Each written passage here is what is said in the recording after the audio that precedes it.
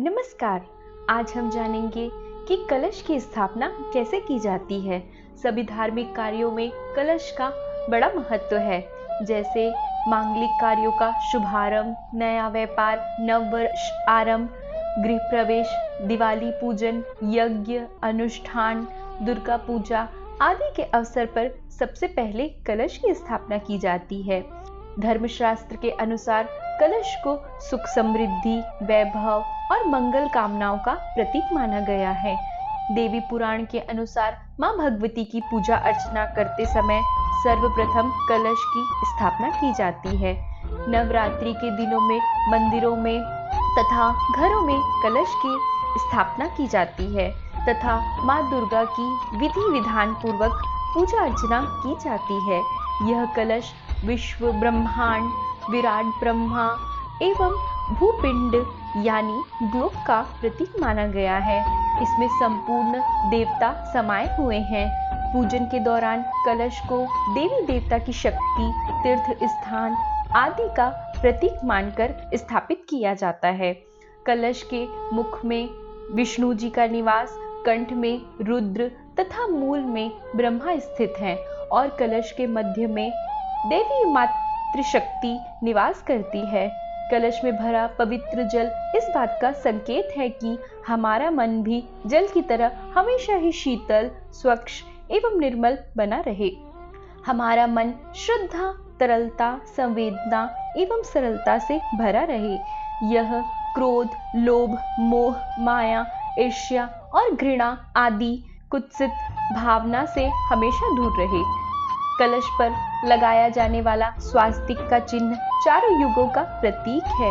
यह हमारी चार अवस्थाओं जैसे बाल्य, युवा, प्रौढ़ और वृद्धावस्था का प्रतीक माना गया है।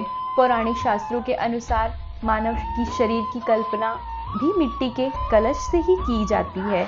इस शरीर रूपी कलश में प्राणी रूपी जल विद्यमान है।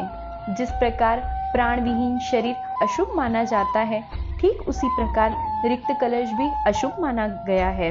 इसी कारण कलश में दूध, पानी, पान के पत्ते, आम्रपत्र, केसर, अक्षत, कुमकुम, दुर्वाकुश, सुपारी, पुष्प, सूत, नारियल, अनाज आदि का उपयोग कर पूजा के लिए रखा जाता है।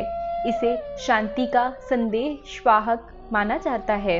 आइए कलश स्थापना के नियम और विधि के बारे में चर्चा करेंगे। घर में उत्तर पूर्व दिशा कलश स्थापना के लिए उपयुक्त होती है। इसके लिए घर के उत्तर पूर्वी हिस्से में अच्छे से साफ सफाई करनी चाहिए।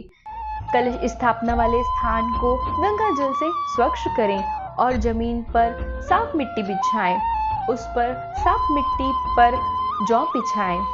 इसके बाद फिर से उसके ऊपर साफ मिट्टी की परत बिछाएं और उस मिट्टी के ऊपर जल छिड़कना चाहिए।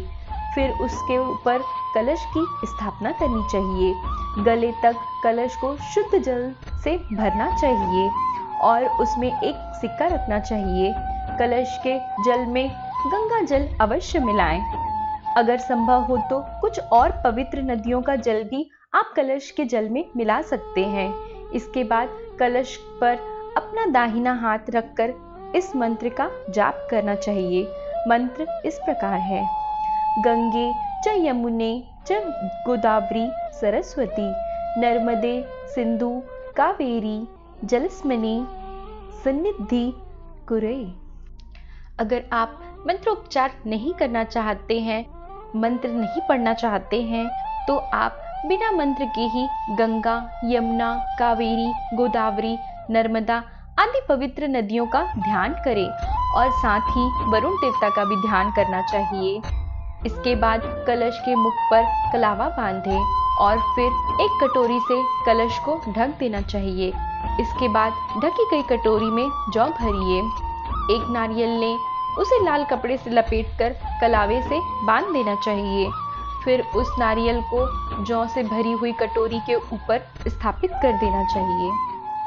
धन्यवाद।